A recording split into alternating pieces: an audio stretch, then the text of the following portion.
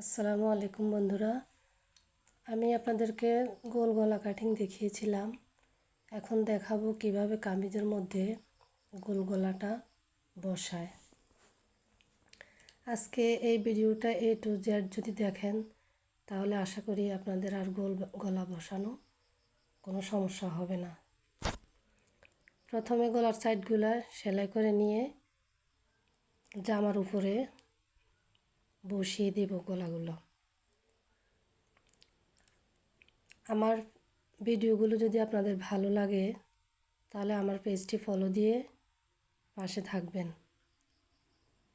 আমাকে সাপোর্ট করবেন।